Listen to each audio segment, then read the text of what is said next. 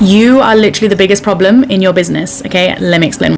You constantly think that the problem is outside of you. That is the first problem. Because as a spiritual entrepreneur, as an intuitive, as a creator, when we're creating art, when we're in school, when we create and we paint, unless we are told we are getting marked, we literally create for the sake of pure joy, okay? We just create because it's fun, because it excites us, because it's just pure joy being in that moment.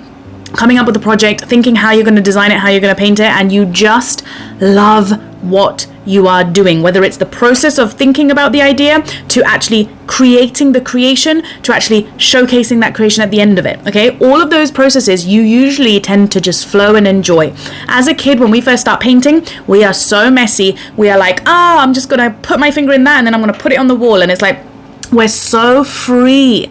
So free. Now the problem is when you come into business, you forget that business is simply creation.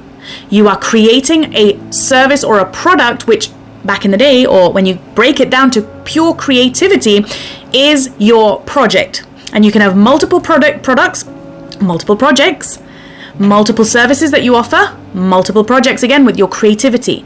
Now what's happening in this business fucking industry that I absolutely am just realizing that I despise, because everybody is trying to sell you their strategy, their process, and creativity doesn't need a fucking strategy. Creativity needs space for you to flow into and create from. That is it.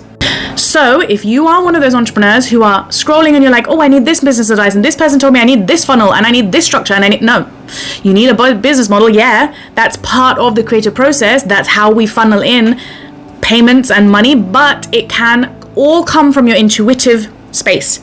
That's the problem that a lot of us are not allowing.